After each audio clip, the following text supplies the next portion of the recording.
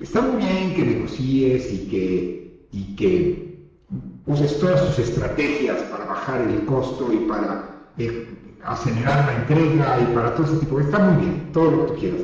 Pero hay un punto en el cual tú tienes que tener el cuidado y la delicadeza de ya no insistir más. O sea, ese es tu punto más bajo.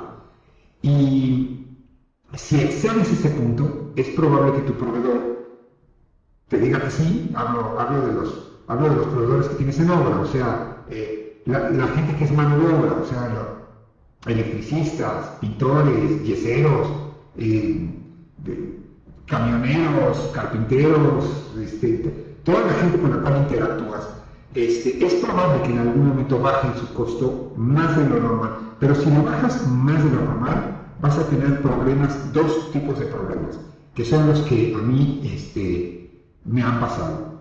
Uno, que puede ser que te entreguen con mala calidad, o sea, que disminuyan su calidad de trabajo, que te entreguen más tarde porque pues van a encontrar cualquier cosa, que te entreguen con otros materiales que no son los que tú especificaste, que te entreguen con otra pintura, una pintura blanca que tenían por ahí tirada en vez de la pintura que tú querías. O sea, puedes tener ese primer problema, o segundo problema, que es el que me pasó a mí, y es que tu proveedor te deje tirado, te deje abandonado. Pues sí, porque no tienen, o sea, no tienes un matrimonio, un contrato, aunque tengas un contrato firmado. O sea, si el cuate que te está haciendo la carpintería de los closets de un edificio y lo bajaste a un costo mucho menor del que él estaba esperando ganar, y empieza a trabajar y recibe otro trabajo en el cual puede ganar más o no gana más, pero simplemente le cae mejor la otra clienta o el otro cliente, te deja abandonado y te deja tu trabajo. Entonces tú tienes que hacer una consideración de hasta qué punto estás dispuesto, o sea, qué tanto interviene tu rentabilidad de obra el que tú le bajes el costo a una mano de obra. Mi recomendación es, tú debajo, por ejemplo, hacer esa carpintería, estábamos hablando de carpintería, o hacer, por ejemplo, la electrificación de una obra. ¿Cuánto te cuesta? ¿Cuánto te va a costar la salida? No sé, como tú lo cotices, ¿no? Por horas, por proyecto, por destajo, es muy común que la electricidad se cotice por salidas, ¿no? Entonces, no sé, una obra, un departamento, una casa tiene 150 salidas. Entonces te van a cobrar a 300 pesos o 400 pesos, bueno, a 10 dólares o a 15 dólares la salida, ¿no? Con material, sin material, etcétera, etcétera. Una vez que te dijeron que iban a cobrar 15 dólares, bueno, pues lo negocias. Pero tú sabes que el precio en el mercado es entre 13 y 17, 13 y 18, 11 y 18. Entonces, si tú dices, oye, fíjate que no tengo presupuesto, no sé qué, trabajo a 10 dólares. Si el empleado, si el obrero te autoriza los 10 dólares, seguro vas a tener un problema. O sea, es muy probable que meter un cable de calibre 8 te meta un calibre 9 o te meta un calibre 10. Y entonces, que es más delgado, entonces empiezas a tener problemas. Mira, te voy a platicar otro inconveniente que tuve, ahora o sea, eso te lo digo porque tuve un problema una vez con un electricista que tanto le negocié el precio, estaba más joven y yo dije, no, me lo tienes que bajar y me lo tienes que bajar. Y el hombre, pues, estaba desesperado, no tenía trabajo, tenía una necesidad de hacer unos pagos, y yo me enteré, pues me lo dijo, que tenía que hacer unos pagos, entonces me agarré de ahí muy mal, porque no es una buena forma de negociar el que te agarres de la necesidad del otro para que tú negocies. Agárrate de lo que es un precio de mercado, agárrate de lo que es una lógica de negociación, pero no te agarres de una necesidad porque el otro tiene que hacer un pago, entonces tú de ahí te agarras. Pero bueno, pues eso ya lo aprendí, pero cuando no lo había aprendido, pues él no lo aprendí. Como sabía que el electricista tenía una gran necesidad, entonces, ahorita les voy a platicar otro problema que tuve, pero bueno, el problema del electricista tenía gran necesidad, me agarré de ahí, le bajé le bajé los chones al piso y el pobre pues me autorizó.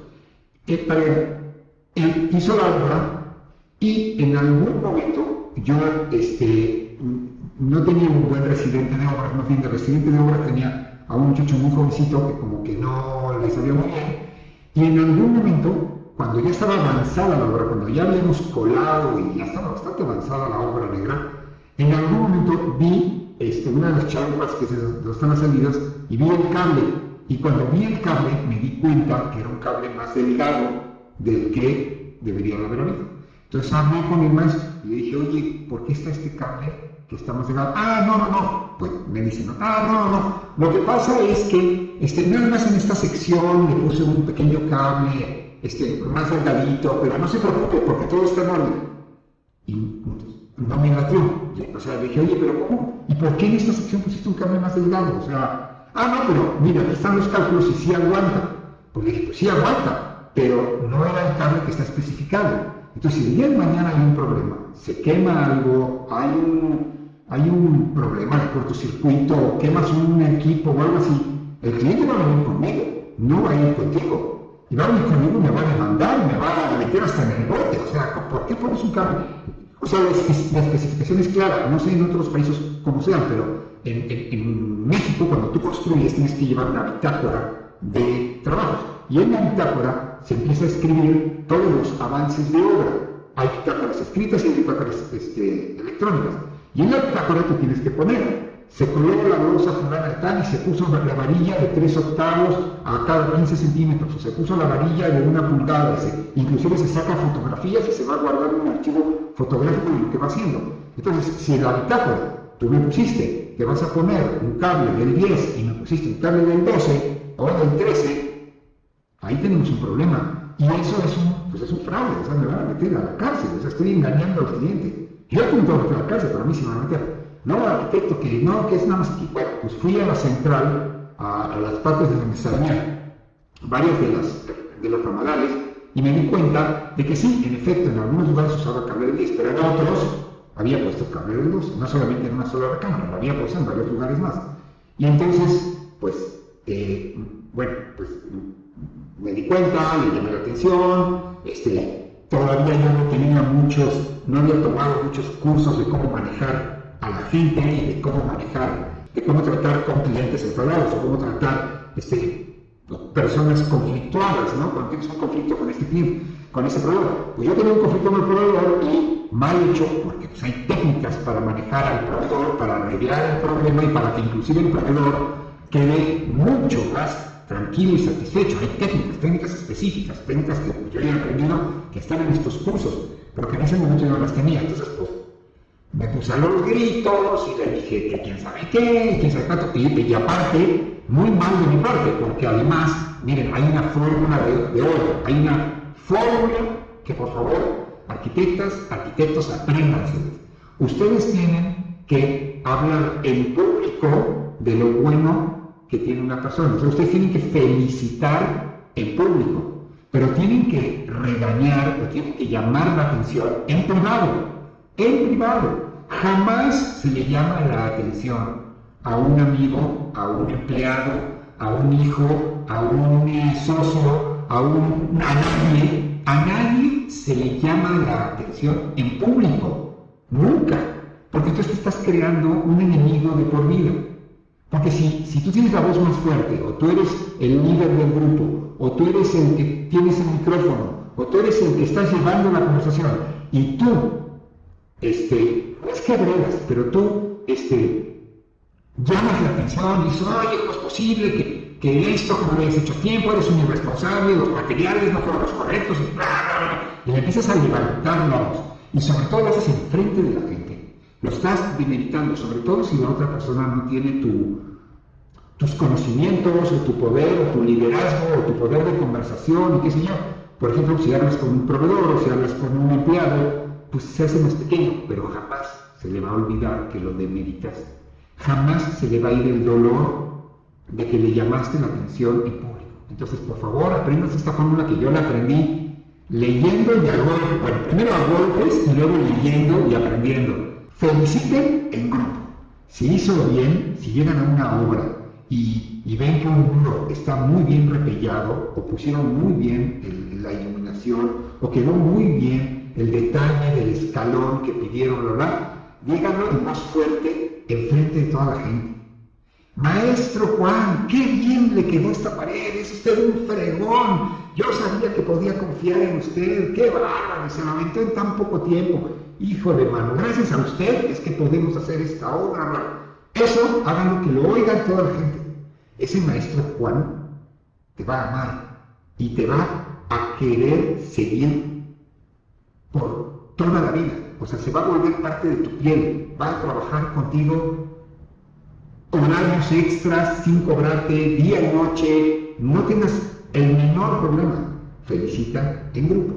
Pero si tienes que llamar la atención a un maestro electricista, porque el desgraciado te cambió el cable, como me lo hicieron, y pusieron un cable de no porque le negocié acabé pagándole la mitad, acabé diciéndole que me iba a pagar la mitad de lo que iba a cobrar. Pues sí, porque soy buen negociador y porque lo agarré en curva y porque pues estaba necesitado y yo me aproveché. Pues muy mal de mí, muy mal. Tú tienes un margen de negociación. Si te vas abajo de la negociación o te vas arriba de la negociación, no vas. Si te vas abajo de la negociación, tarde o temprano tu proveedor te la va a cobrar. Tarde o temprano te la va a cobrar, de buenas o de malas, pero te la va a cobrar. Y si estás arriba de la negociación y te viene la gana y estás pagando de más, te estás metiendo en un problema con los otros proveedores y no estás aprendiendo el costo real de las cosas, no estás pagando por el costo real de las cosas. Entonces, pues sí, tenga mucho cuidado porque pues yo acabé muy mal con él, le llamé la atención enfrente de la gente, me dejó tirada la obra, me dejó abandonado todo y aparte pues tuve que buscar a otro electricista y recaminar todo lo que estaba mal. Me costó, pues en vez de, o sea, lo barato sale caro. Entonces en vez de pues 100, que debía haber pagado 100, lo bajé a 60, o a 50, 60, 65 y me acabó costando 150 o 180. Entonces tengan cuidado con eso. Y la segunda cuestión, eso es cuando tratas con empleados, con personas, pero hay otra que es cuando tratas con proveedores de materiales. Cuando tratas con proveedores de materiales, miren, normalmente la gente que vende materiales, todo tipo de materiales, son gente muy colmilluda, ¿eh? O sea, yo no sé, eso sí nacen sabiendo. O sea, la verdad que hay gente que les dice, no, bueno, es que ustedes tranquilos, no saben dibujar, porque por aquí me preguntaron. Bueno, nadie nace sabiendo, nadie nace sabiendo negociar, nadie nace sabiendo dibujar, nadie nace sabiendo atender a un cliente, nadie nace sabiendo arquitectura, todo se aprende con el tiempo y tu capacidad de aprendizaje es la que determina qué tan rápido o no vas a tener éxito en la vida. Bueno, no solamente la capacidad de aprendizaje, bueno, también sí, aprender a manejar situaciones, no solamente aprender arquitectura, aprender a manejar situaciones adversas, aprender a manejar clientes, aprender a promocionar, todo eso se aprende. Entonces, bueno, pues a Gómez también aprendí, algo que aprendí con un proveedor, pero les digo que yo creo que los proveedores de la construcción, eso sí nacen sabiendo, desde chiquitos, desde el primer día que trabajan, vendiendo piso, vendiendo lámparas, vendiendo muebles, vendiendo cristal, concreto.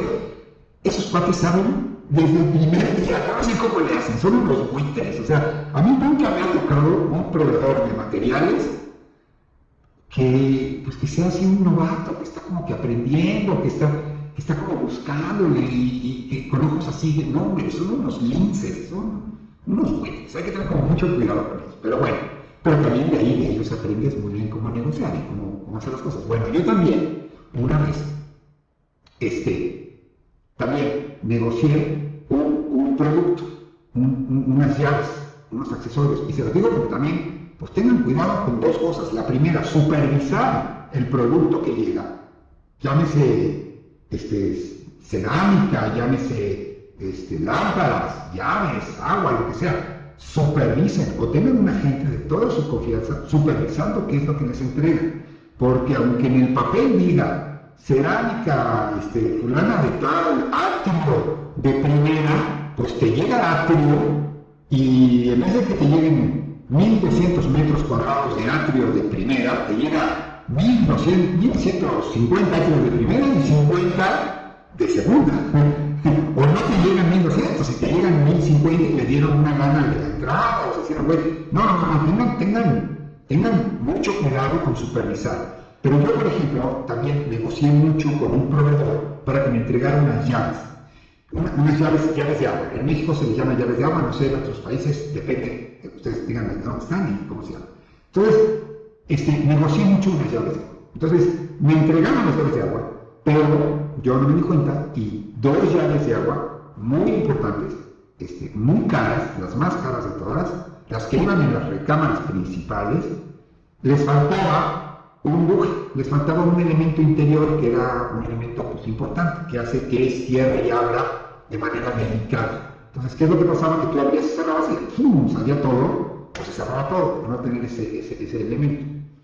Entonces, bueno, pues entregamos la obra, entregamos la obra no a los dueños no vivían en México, vivían en Europa. Entonces entregamos la obra a un contador, sí creo un contador de la empresa del señor, ¿no? Hicimos el recorrido, nos firmó, todo estaba en orden, todo perfecto, todo perfecto. Y era un cliente al cual yo ya le había hecho un pequeño trabajo de diseño interior, pero tenía una posibilidad muy grande de hacerle un trabajo mucho más grande de inversión que él estaba haciendo con otros inversionistas en México.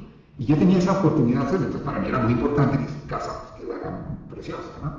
Entonces, bueno, pues entregamos, nos firmaron, finiquito de obra, nos dieron el remanente, todos estábamos felices y contentos, y de repente, como a las 3 semanas, más o menos, como a los 20 días, recibo una llamada telefónica ahorita les voy a decir, eran las 12:30 de la noche. Recibo una llamada telefónica de una señora mentándome la madre en francés. Yo no, entonces, pero una gritería por teléfono a las 12:30 de la noche. Yo estaba dormido. Y en francés. Y no entendía, yo dije, no, se equivocaron. La típica que te llaman para engañarte o para... Pues me mientan. Yo lo único que sí entendía, lo que sí entendía muy bien eran las groserías. O sea, sí se oían unas groserías fuertes, ¿no? Aunque era una voz delicada, suave, preciosa, pero se le veía como enojada, ¿no? Entonces dije, colgué. Pues dije, no, se equivocaron, pues alguien, es una broma de alguien que está borracho o borracha en su fiesta, agarraron mi teléfono, pues me hablan a los 5 minutos de nuevo, a los 3 minutos de nuevo, la misma señora, y algo le entendí, porque esa parte de palabras francesas que le entiendes un poquito, algunas palabras, y que me decía que no cuelgue, o que por qué le colgué el teléfono, o algo así, y siguió con los gritos.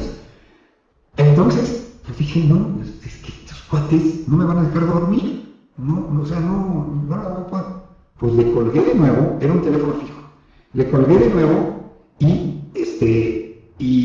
dejé el teléfono, o sea, dejé abierto el teléfono para que sonara ocupado todo el tiempo. Ya, con eso me dormí. Ya, dejé el teléfono descolgado, o sea, todavía no había cerrado, les estoy hablando hace como 15 años de esto, 20 años, no sé, 15, mucho tiempo. Entonces, dejé el teléfono descolgado para que ya no me molesten y pueda dormir en paz. Perfecto. Duermo en paz. Al día siguiente llego a mi oficina a las 9 de la mañana y me dice mi asistente, oiga arquitecto, hay un problema grave. ¿Qué? ¿Por qué? Yo creo que mejor le haga usted al señor Galet porque, pues, me acaba de hablar y está como muy molesto.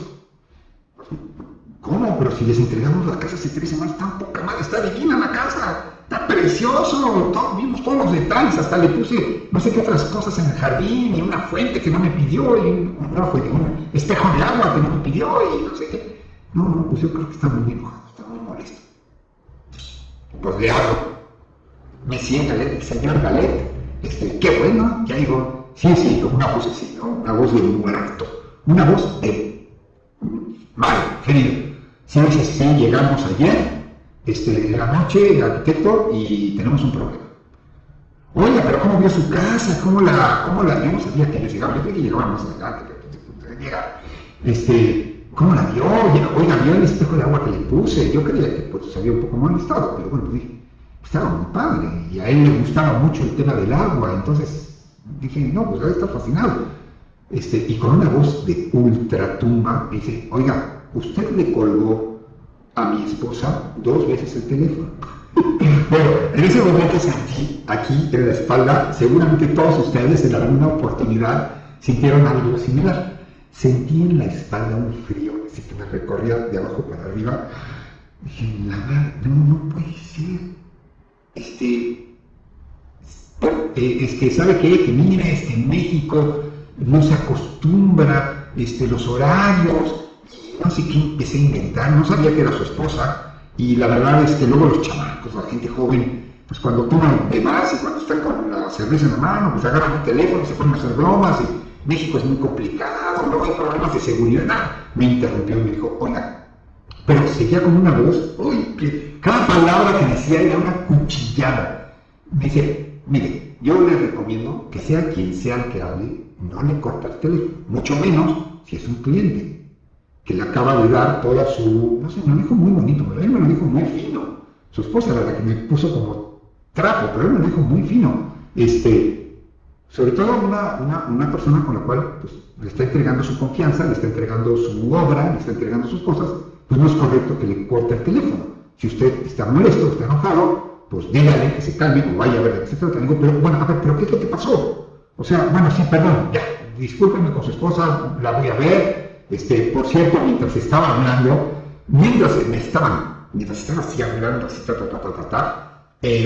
le pedí, le hablé a mi asistente y le dije, oye, ve a ver de qué fregada manera y compras 36 o 40 rosas y se las llevas a la señora. Tú personalmente, estaban en Prado Norte, tú personalmente, no estábamos muy lejos, nuestra oficina estaba en Polanco y ellos estaban es una zona de México y ellos estaban a 10 minutos. Le dije, miren, lo que estoy hablando con la señora Bebé, te pido por favor, ve aquí a la florería, cómprate 40 rosas y se las llevas a la señora y le dices que por favor, una disculpa, que quién sabe aquí, se las llevas tú personal. Porque ahora me dice mi asistente, oiga, pues le pido a uno de los niños, le dije, no, vas tú quiero que vea a una mujer, quiero que vea a una chica como tú, que sonríe, y entrégame, y no te quiero ver aquí, quiero que en 10 minutos les entrego. Bueno, y sigo hablando con él, no, pero es que mire, que quién sabe qué, excusándome, bueno, ya me excusé. Y dije, pero pues, ¿qué fue lo que pasó? Dice, oiga, es que llegamos ayer de un viaje muy largo, ellos venían, fíjense, arquitectos, ellos venían de África, habían ido, es gente con mucho poder adquisitivo, habían ido a un safari a África, fueron un safari fotográfico a África. Dice, nosotros venimos de África, no venimos de mi casa, venimos de África, de un safari, venimos muertos, pues sí, de África a México, se habrán hecho como 10, 15 horas. Dice, venimos literal muertos en el aeropuerto de su país. Nos fue muy mal, sí, qué raro, en el aeropuerto del país le va mal a todo el mundo. Se tardaron muchísimo con las maletas, había una maleta que no encontraban, tuvimos una serie de inconvenientes, no hay problema, American Express los paga, pero finalmente pues, no teníamos nuestras cosas.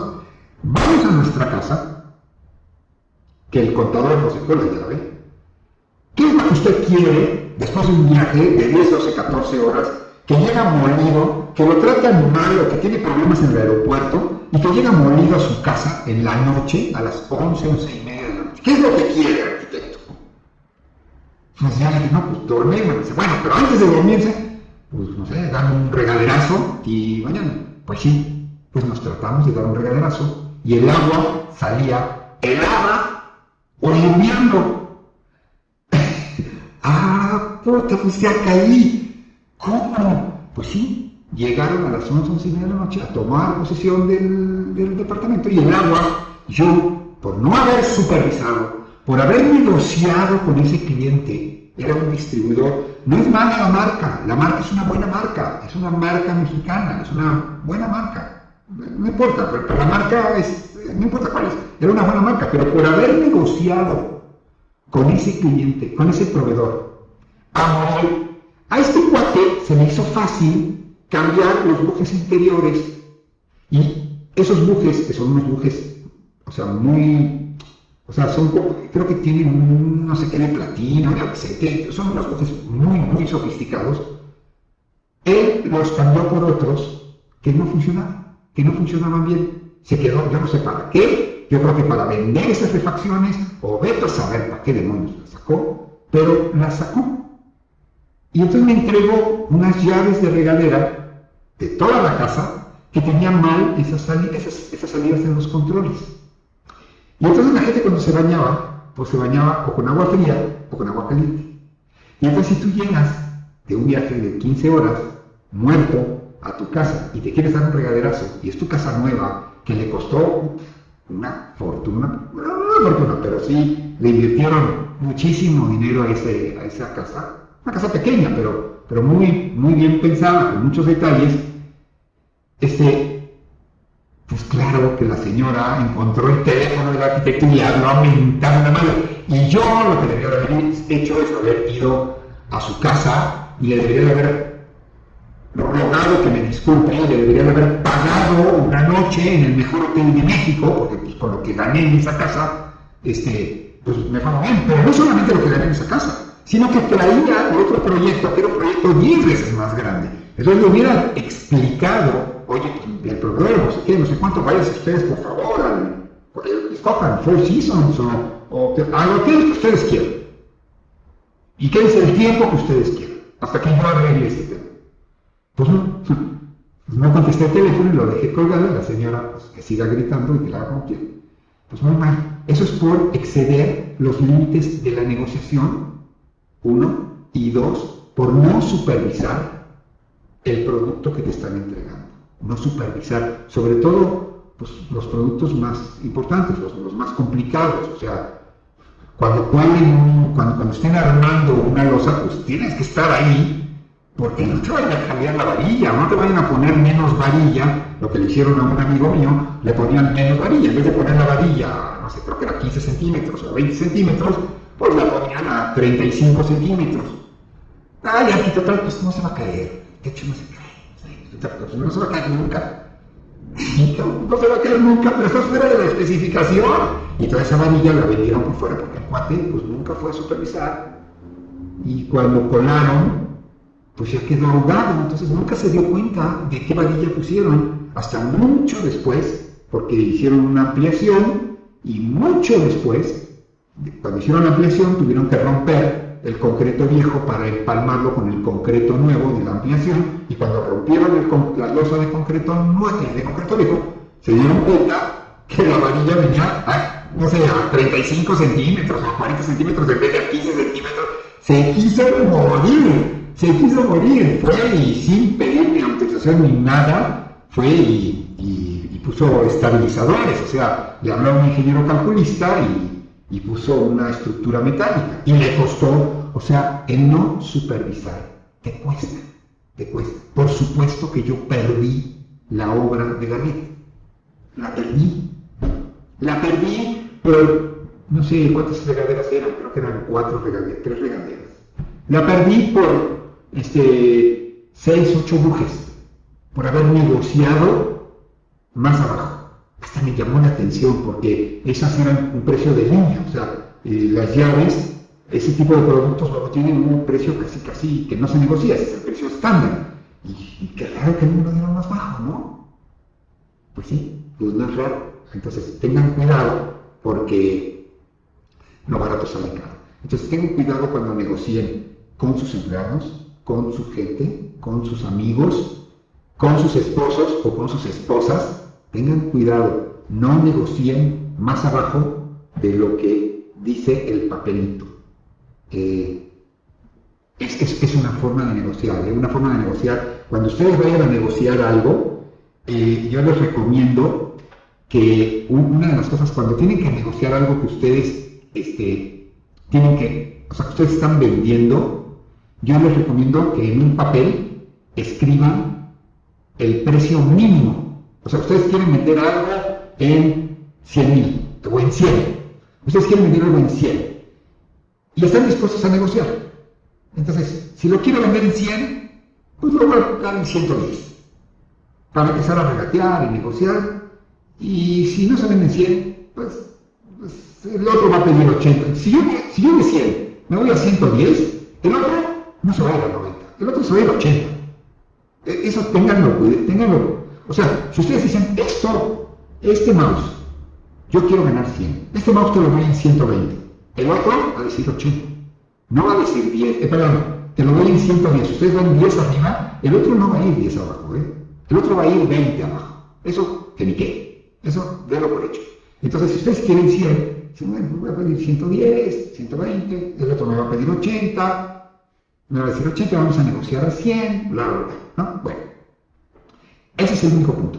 Y ustedes tienen que pensar, ¿hasta cuánto estoy dispuesto a vender? Yo quiero 100, el otro me va a dar 80. La verdad es que sí lo puedo vender 80, sí lo puedo vender 80, no tengo ningún problema. Es más, lo puedo vender hasta en 75. 70 no, porque 70 pues ya pierdo, prefiero quedarme con él. O sea, hay un punto en el cual ya no estás dispuesto a vender. ¿Sabes qué? Me vale, me lo como, pero no lo vendo. Ese número, si ese número es 75, entonces ustedes en un papel, ¿se acuerdan que siempre les dije que tengan sketchbook? Tengan siempre su sketchbook. En un papel ponen 76 y lo doblan y lo guardan en su bolsillo. Eso va a hacer que ustedes lleguen y digan, bueno, pues yo 120, y empiezan las negociaciones. Pero si el otro es un negociador muy hábil o una negociadora muy talentosa y entiende qué puntos tocar de ustedes y les hacen bajar su costo de diseño, su costo de obra, su costo de venta, su costo de whatever, lo que sea, y lo empiezan ustedes a bajar, porque se quieren quedar con la obra, porque no quieren perder esa obra, porque esa obra les va a dar otras obras, o porque esa obra les va a dar la posibilidad de ser publicada en todas las revistas, o por lo que sea, y ya están bajando, y ya están en 80, y están angustiadas o angustiados porque están dispuestos a cualquier cosa por tener esa obra. Ese es el momento en que sacan el papel, lo abren y se dan cuenta. Porque cuando estaban en frío, cuando estaban racionales, cuando sus decisiones eran cerebrales, en ese momento apuntaron e hicieron los apuntes. Y entonces, cuando ustedes vean 76 y el cuate me dice que si le doy 75 me lo da, no, yo por algún motivo pensé 76. Así es que no te lo doy. No lo hago, se levanta y se va. Esa es la forma, ¿no? Porque si no lo apuntas cuando lo haces racional, tengan cuidado, porque en las ventas en el mundo, en más del 95%, y eso lo sabe cualquier hombre y mujer de negocios, más del 95-96% de las ventas que se hacen en el mundo, de las compras que se hacen en el mundo, se hacen por emoción, se hacen por un factor emocional, no por un factor racional. Tú haces compras por un factor emocional y luego justificas de manera racional. Justificas. Quizás no lo necesitabas. Quizás no necesitabas cambiar el coche. Podrías arreglarlo. Ah, no, pero es que el arreglo me iba a salir más y me podía dejar tirado y todos mis amigos lo tienen y además el color rojo era el último que había de color rojo y por eso justificas racionalmente lo que decidiste emocionalmente. Y así son también los temas en las obras, Y quien sepa manejar bien ese elemento, créanme que van a tener muchas obras. Porque las obras, aunque se invierte muchísimo dinero en hacer una obra arquitectónica, al final del camino, las decisiones de sus clientes son emocionales. Entonces tengan mucho cuidado en cómo venden la obra, en cómo, lo que hemos platicado aquí muchas veces, en cómo entienden cuál es la necesidad, cuál es el racionamiento de tu cliente, cuáles son esos puntos emocionales en los cuales se prende, en los cuales abre las pupilas, en los cuales pregunta más, cuáles son esos puntos de dolor, qué es lo que no quiere, qué es cuál es su peor pesadilla en toda la vida, ¿no? Y eso se está preguntando, hablando, estando con la persona. Entonces, cuando sabes todo eso, y tienes toda esa información, entonces puedes ofrecer un proyecto que entre a la parte de los sentidos, que entre a la parte emocional, porque le estás arreglando un problema. Si no entras a la parte emocional, entonces entras en el otro 4% de las ventas, o de las compras que quieres dar, que son las racionales.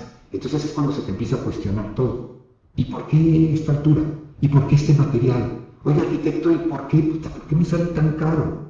¿Y por qué cambió esto por lo otro? ¿Y por qué? ¿Por qué? ¿Por qué? ¿Por qué? ¿Por qué? Entonces te lo tienes que pasar arreglando objeciones porque no pudiste vender emocionalmente. Cuando no puedes vender emocionalmente, cuando no puedes introducirte en la mente de tu cliente de manera emocional, entonces tienes que irte a elementos racionales.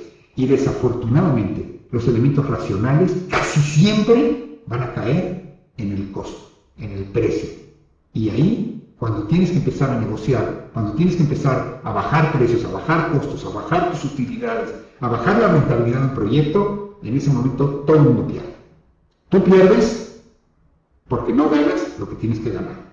Tu cliente pierde porque no va a tener lo que él debería tener. Todo tu tiempo, toda tu intención, toda tu creatividad, todo tu talento, todo lo que tú le puedes ofrecer. Pues porque lo vas a hacer más limitado. Si no te están pagando todo lo que quieren pagar, eso de que no, para mí todos los clientes son iguales, no es cierto. No es cierto. O sea, perdón que se los diga, pero si aquí díganme alguno de ustedes, si para ustedes todos los clientes son iguales. Pues no, no. Que les podemos dar a todos los clientes toda nuestra energía, sí, pero un cliente que te va a dar a ganar una utilidad de $400,000 y hay otro cliente que te va a dar una utilidad de $8,000, perdóname, pero ¿a cuál le vas a dedicar más tiempo tuyo y de tu despacho? A uno le vas a dedicar el 400% y al otro le vas a dedicar el 8%, o el 10 o el 15%, pero es evidente, ¿no? Cuidado con lo que tienes que negociar, cuidado con el tiempo, perdón, con el límite de tu negociación. Cuidado con el límite de tu negociación. No te bajes del límite que le tienes que pagar a la gente para que te haga algo, porque no te lo van a hacer.